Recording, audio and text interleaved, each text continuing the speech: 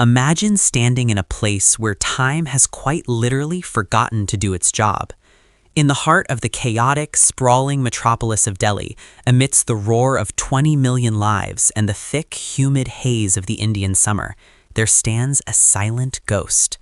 It is a slender, dark column of metal reaching 7 meters toward the sky. To the casual tourist, it might look like a simple piece of infrastructure, perhaps an old lamppost or a discarded structural beam. But this is the Iron Pillar of Delhi, and by every known law of modern chemistry and metallurgical science, it should not exist. If you were to take a similar piece of forged iron and leave it exposed to the monsoons, the blistering heat, and the industrial pollutants of a city like Delhi for just 50 years, it would crumble into a pile of reddish-brown flakes. Yet this pillar has stood in the open air for over 1,600 years, and it has not developed a single speck of structural rust. It is a masterpiece of ancient engineering that mocks our modern understanding of decay, a 6-ton paradox forged in the fires of a lost golden age. To understand why this pillar is so extraordinary, we must first look at the environment that has failed to destroy it. We are in the Minar Archaeological Park, specifically the Qutub complex, a UNESCO World Heritage Site dominated by the towering red sandstone of the Qutub Minar. The air here is heavy. In the summer, the temperatures frequently soar above 45 degrees Celsius. In the monsoon season, the sky opens up, drenching the city in torrential, acidic rain that accelerates the oxidation of metal at an alarming rate. In the winter, a thick, sulfurous smog settles over the plains, a byproduct of modern industry that eats away at stone and steel alike. Any metallurgist will tell you that iron is a hungry element. It wants to return to the earth. It wants to bond with oxygen to become iron oxide. And yet, as the centuries have rolled by, as empires have risen and fallen, and as the very atmosphere of the planet has changed, the Iron Pillar has remained defiant. It stands as smooth and dark as the day it was finished, a silent witness to 16 centuries of human history. The pillar itself is a monolithic marvel. It stands exactly 7.21 meters tall, though about a meter of that is buried beneath the current ground level. It weighs more than 6,000 kilograms, 6 metric tons of nearly pure wrought iron. At its base, the pillar has a diameter of about 48 centimeters, which gradually tapers as it rises to a diameter of 29 centimeters at the top. It is capped by an intricate bell-shaped capital, a decorative flourish that hints at its original religious purpose. When you look closely at the surface, you don't see the pitted, flaking texture of old metal. Instead, you see a matte, dark gray finish, occasionally catching the light with a dull metallic sheen. It feels solid in a way that modern steel rarely does. It feels dense, heavy with the weight of antiquity. But the most captivating feature of the pillar is not its height or its weight. It is the message carved into its side. Etched into the iron in a crisp, clear Brahmi script is a Sanskrit inscription that acts as a portal back to the 4th century. The letters are remarkably well preserved, as sharp as if they were chiseled yesterday. This inscription tells the story of a king named Chandra, a monarch whose fame was written by the sword upon his own arm. Historians generally identify this figure as Chandragupta II, the Great, who ruled the Gupta Empire during what is often called the Golden Age of India. The text describes a ruler who crossed the 7 mouths of the Indus River to conquer the Velika people, and whose influence spread all the way to the southern oceans. It is a boast of power, a vertical monument to a man who saw himself as a world conqueror. However, the inscription also reveals a mystery of geography. It states that the pillar was originally erected on a hill known as Vishnupada Giri, or the hill of the footprint of Vishnu. This hill is not in Delhi. Geologists and historians have traced the likely origin of the pillar to Udayagiri in central India, near the Tropic of Cancer. This means that at some point in the medieval period, this 6-ton monstrosity of iron was uprooted and transported hundreds of kilometers across the rugged landscape of the Indian subcontinent to its current resting place. How did a medieval army move a single 6-ton piece of iron without snapping it? Why was it moved? These are questions that linger in the dusty air of Marali, but they are secondary to the ultimate question: how was it made in the first place? The Gupta Empire, which flourished from the 4th to the 6th century CE, was a period of staggering intellectual and artistic achievement. This was the era of Aryabhata, the mathematician who calculated the value of pi and the length of the solar year with startling accuracy. It was a time of advanced medicine, sophisticated literature, and, evidently, a level of metallurgy that we are only now beginning to comprehend. To create the Delhi pillar, the ancient smiths did not have access to the giant blast furnaces or the liquid casting techniques of the modern industrial era. Instead, they used a method known as forge welding. They would have taken small bloomery balls of shot pasty iron and hammered them together, one by one, layer by layer. Imagine the scene. Hundreds of laborers and mastersmiths working in the searing heat of central India. They would have needed massive amounts of charcoal to keep the iron at the precise temperature required for welding without melting it into an uncontrollable puddle. Each strike of the hammer had to be perfect.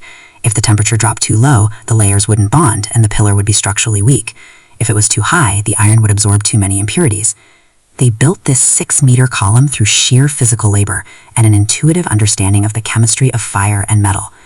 The surface of the pillar still bears the subtle, undulating marks of the hammers that shaped it, a physical record of the thousands of blows required to forge such a massive object. This process of forge welding is part of the secret to its survival, but it doesn't explain everything. Wrought iron is generally more corrosion resistant than modern cast iron because it contains fibers of slag which can act as a barrier to rust. Yet even the best wrought iron in Europe or China from the same period has long since succumbed to the elements. There is something unique about the iron used by the Gupta smiths. When modern scientists began to analyze the pillar in the 20th century, they found that the iron was unusually high in phosphorus and low in sulfur and manganese. In modern steelmaking, phosphorus is usually considered a nuisance, something to be removed because it can make the metal brittle. But here, in the ancient forge, it seems to have been the key to immortality. As we stand before the pillar today, we are looking at more than just a king's vanity project. We are looking at a chemical miracle that has lasted longer than the English language. We are looking at an object that has survived the invasion of Tamerlane, the rise of the Mughal Empire, the colonization by the British, and the birth of modern India. It has been struck by cannonballs. There is a visible indentation on the shaft where a projectile once hit it and simply bounced off, leaving the iron intact while the stone buildings around it crumbled. It is a silent sentinel that has watched the world change while it remains stubbornly, impossibly the same. But why doesn't it rust? That is the question that has haunted scientists for decades, and the answer lies not just in the iron itself, but in a thin, invisible film that formed on its surface over 1,000 years ago. In the next part of our story, we will dive into the microscopic world of the pillar's magic skin and discover how a mistake in the smelting process may have created the most durable protective coating in human history. To understand this protective coating, we must travel beneath the surface of the visible iron, past the chocolate-brown patina that greets the eye, and into the microscopic architecture of the metal itself. In modern metallurgy, phosphorus is often viewed as a villain. It is the unwanted guest, the chemical interloper that makes steel brittle and prone to cracking under stress, a phenomenon engineers call cold shortness. Since the dawn of the Industrial Revolution, we have spent countless fortunes and developed complex chemical processes to purge phosphorus from our iron, ensuring our bridges, skyscrapers, and engines remain flexible and resilient. Yet, in a stroke of historical irony, the very element we strive to eliminate is the secret ingredient that has granted the Delhi pillar its immortality. The ancient Indian ironsmiths of the Gupta period did not have the benefit of modern blast furnaces or chemical laboratories, but they possessed a profound, intuitive understanding of their craft that produced results we are still struggling to replicate. When they gathered the local iron ore, likely from the mines of central India or Rajasthan, they used a smelting technique known as the bloomery process. Unlike a modern furnace that liquefies iron into a molten stream, a bloomery operates at a lower temperature. The iron never truly melts. Instead, it remains a glowing, spongy mass known as a bloom, mixed with bits of unburnt charcoal and stony slag. Because the iron never reached a fully liquid state, the impurities within it, most notably the phosphorus, were not removed by the limestone flux used in modern high-temperature smelting. Instead, the phosphorus remained trapped within the iron, distributed in a high concentration that would make a modern steelworker shudder. In any other context, this would be a manufacturing flaw. But here, in the arid heart of the Indian subcontinent, it became a masterstroke of unintended genius. As the pillar stood in the courtyard of its original temple, exposed to the rhythmic cycles of the monsoon rains and the blistering summer heat, a chemical dance began on its surface. When iron is exposed to oxygen and moisture, it typically forms iron oxide, rust, which is porous and flaky. This common rust acts like a thirsty sponge, drawing more moisture into the metal and allowing corrosion to tunnel deeper and deeper until the structure collapses. However, because of the high phosphorus content in the Gupta iron, the corrosion process was fundamentally altered. Instead of forming standard rust, the iron reacted with the phosphorus and the humid air to create a thin crystalline layer of a rare mineral called misoite, or amorphous iron oxyhydroxide. This layer, less than 1/20th of a millimeter thick, acted as a molecular suit of armor.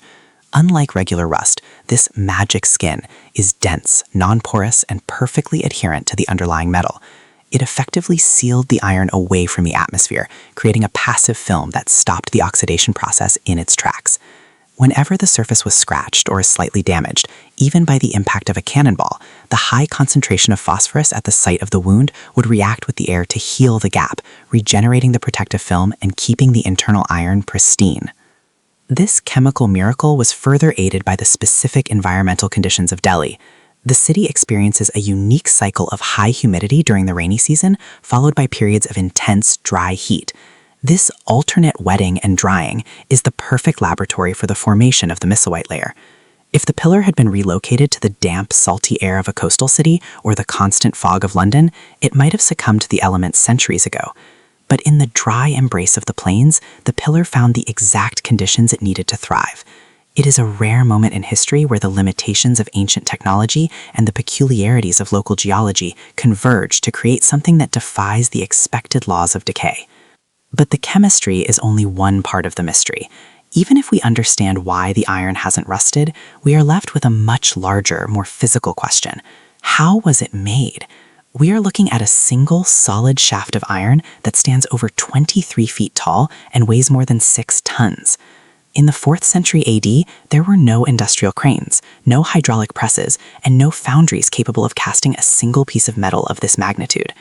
To forge the pillar, the ancient smiths had to employ a technique of monumental labor and precision, known as forge welding. Imagine the scene in the Gupta-era workshops. This was not a task for a single man, but for a coordinated army of laborers and craftsmen. They did not cast the pillar in a mold, they built it, inch by inch, by hammering together hundreds of individual blooms of hot iron. Each piece of iron, roughly the size of a large loaf of bread, would be heated to a white-hot glow in a charcoal fire. Then, with rhythmic, thunderous blows of heavy sledgehammers, the smiths would pound the new piece of iron into the existing mass, literally welding the metal together through sheer physical force. It was a process of additive manufacturing, 1,000 years before the concept of a 3D printer was ever dreamed of. The logistics of such a feat are staggering. To maintain the heat required for forge welding a 6-ton mass, the charcoal fires would have had to be enormous, burning day and night, consuming entire forests to keep the metal at the critical temperature. The coordination required to strike the iron when it was at its most plastic, to ensure that no pockets of air or slag were trapped within the core, suggests a level of quality control that rivaled the finest guilds of medieval Europe. There are no seams visible on the pillar today, no evidence of where one bloom ended and the next began. The surface is a testament to a level of craftsmanship that treated iron not as a rigid material, but something to be kneaded and folded like dough. As we look at the pillar today, we see a smooth, tapering cylinder, but the labor required to achieve that finish was purely manual. After the massive shaft was forged, it had to be surfaced and polished. Every inch of that 6-ton monolith was likely scraped and smoothed by hand, using primitive abrasives and countless hours of back-breaking toil. The sheer human energy stored within the iron is almost palpable. This was not just an engineering project, it was a religious and political statement. It was a demonstration of the power of the king, a physical manifestation of a civilization that had mastered the earth and the fire to create something that could outlast time itself. The indentation from the cannonball, which we mentioned earlier, serves as a poignant reminder of this strength. Legend suggests that the Persian invader Nader Shah, or perhaps a later Mughal commander, ordered his men to fire upon the pillar in an attempt to topple it or perhaps to prove its mortality. The projectile struck with enough force to shatter stone, yet it barely left a mark on the iron. It did not crack the pillar, nor did it cause it to rust. The iron absorbed the energy, the magic skin reformed over the scar, and the pillar remained upright, indifferent to the violence of men. It is a silent witness to the rise and fall of empires, standing firm while the very stone temples that once housed it turned to rubble. But as we marvel at the microscopic chemistry and the monumental forging, a new mystery emerges, one that moves from the forge to the road. The iron pillar was not originally forged in Delhi. It was a traveler. How did a 6-ton solid iron shaft move across hundreds of miles of ancient terrain, across rivers and through forests, in an age before the wheel had been applied to such massive loads? This journey, hidden in the shadows of the past, reveals even more about the sophistication of the society that produced it. In the next part of our story, we will follow the tracks of the pillar across the ancient Indian landscape and uncover the forgotten engineering that moved mountains of iron. The journey did not begin in the shadow of the Qutub Minar, where the pillar stands today. To find its point of origin, we must travel back in time and southward in geography, to the sun-drenched hills of Udaygiri, near the ancient city of Vidisha. In the 5th century, during the height of the Gupta Empire, this was a site of profound spiritual and astronomical significance. Here, the pillar was not a lonely monument, but a functional part of a grander design, a Dvaja Stamba, or ceremonial flagpole, dedicated to the deity Vishnu. It stood at the entrance of a cave temple, its position meticulously calculated so that during the summer solstice, the shadow of the pillar would fall directly upon the feet of the carved idol within. This original context reveals that the pillar was not just a masterpiece of metallurgy, but a precision instrument of the cosmos. Yet its presence in Delhi, hundreds of miles away, suggests a story of displacement that is as much about political theater as it is about engineering. To move 6 tons of solid wrought iron across the rugged terrain of central India was a feat that bordered on the impossible. In the 4th and 5th centuries, the primary heavy lift vehicles were not sophisticated machines, but the muscles of thousands of men and the steady strength of elephants. We must imagine the logistical planning required for such a departure.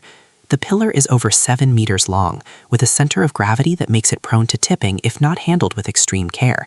The first challenge was simply lifting it from its original stone socket without snapping the iron or crushing the handlers. To do this, ancient engineers likely employed a series of massive wooden derricks and pulley systems constructed from the sturdy timber of the surrounding forests. The ropes, woven from thick fibers of hemp or jute, would have been under immense tension, groaning under the weight of a mass that had no precedent in the civilian world of the time. Once free of its foundation, the pillar had to be laid horizontally. It could not simply be dragged. The friction against the earth would have ground down the iron and likely snapped any rope capable of pulling it. Instead, the engineers turned to the principle of the roller. Hundreds of logs, stripped of their bark and polished to a smooth finish, were laid in a path before the pillar. As the iron shaft moved forward, the logs at the rear were picked up and carried to the front, creating a continuous rolling road. This was a slow, agonizing process. On a good day, the caravan might cover only a few hundred yards. Every incline required the construction of temporary earthen ramps. Every descent necessitated a complex braking system of counterweights and tethering ropes to prevent the 6-ton cylinder from becoming a runaway battering ram. The landscape of ancient India was not a paved highway, but a tapestry of soft soils, dense thickets, and shifting sands, each presenting a unique threat to the stability of the load. Then there was the question of the rivers. The journey from Vidisha to the northern plains required crossing several major waterways, most notably the Betwa and eventually the Yamuna. For a modern engineer, this would involve heavy-duty cranes and steel barges. In the ancient world, it required an intimate understanding of buoyancy and the seasonal cycles of the water. Historians believe the pillar was likely transported via the river system during the monsoon season or shortly thereafter, when the water levels were high enough to support heavy drafts. Large, flat-bottomed wooden barges, lashed together to form a stable catamaran-like platform, would have been the only vessels capable of carrying such a concentrated weight. The process of loading the pillar onto these barges was a delicate dance of physics. A single miscalculation in the distribution of weight could cause the boats to capsize, sending the emperor's iron treasure to the muddy bottom of the river, where it would have been lost to the silt of history. The Yamuna, with its unpredictable currents and seasonal ebbs, represented the most hazardous phase of the journey. The engineers had to account for the lateral forces of the flowing water, which threatened to push the heavy barges off course. They likely used a system of guide ropes anchored to both banks, allowing the flotilla to be winched across the water with surgical precision. The wood used for these barges was often seasoned teak or sal, chosen for its resistance to rot and its incredible structural integrity under load. The elephants, the silent engines of this migration, were trained specifically for steady pulling rather than sudden bursts of power. Their keepers, the mahouts, used rhythmic chants to ensure that the dozens of animals pulled in perfect synchronization. If one elephant surged ahead too quickly, the uneven tension could snap the thickest hemp ropes, leading to a catastrophic failure. This was a symphony of biological power and human oversight, conducted over hundreds of miles of changing landscape.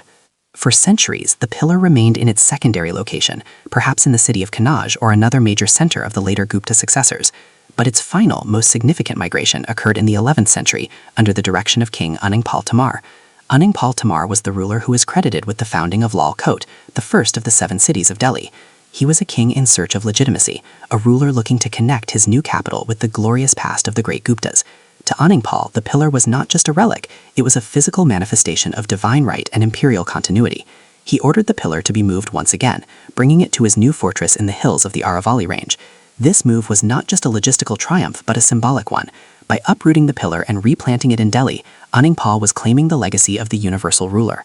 The 11th century journey was no less arduous than the first. By this time, the techniques of transport had evolved, but the sheer physics of the iron remained unchanged. The Tamar engineers had to contend with the rocky, uneven terrain of the Delhi Ridge. The final ascent to the site where the pillar stands today involved dragging the iron up a series of steep gradients. Legend tells us that the king was obsessed with the pillar's placement. A famous folk story, recorded centuries later, suggests that the king had been told by a Brahmin priest that the pillar had been driven so deep into the earth that it rested upon the head of Vasuki, the serpent king who supports the world. As long as the pillar remained fixed, the king's dynasty would endure.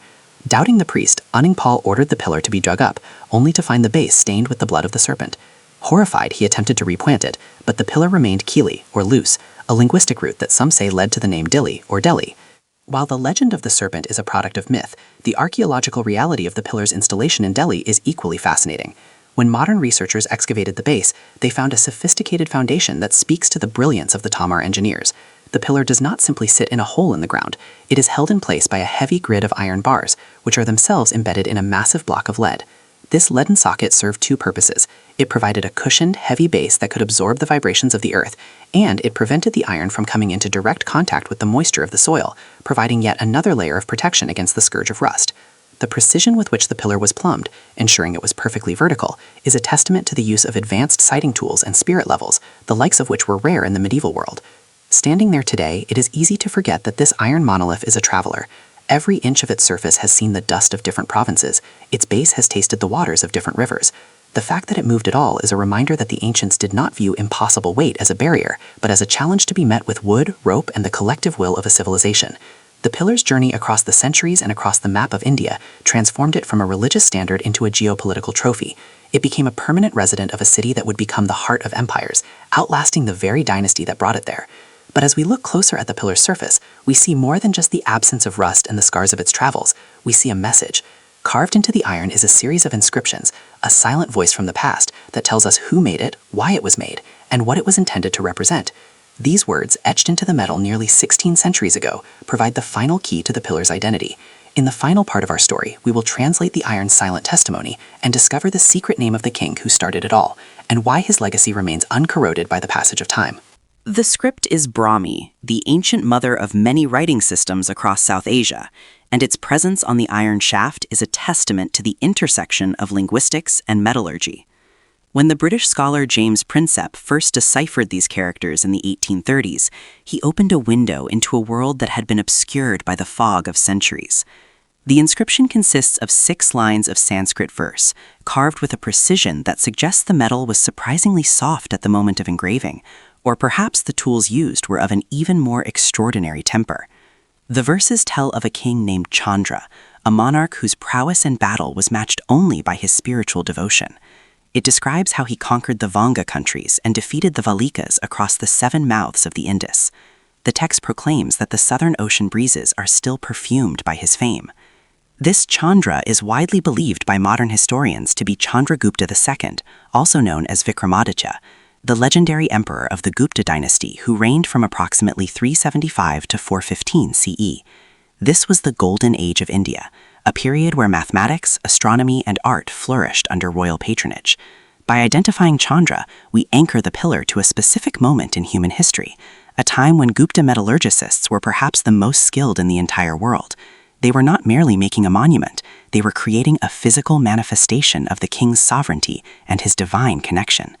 The pillar was originally situated at Udayagiri, near the modern city of Vidisha, a site aligned with the tropics and used as an astronomical observatory.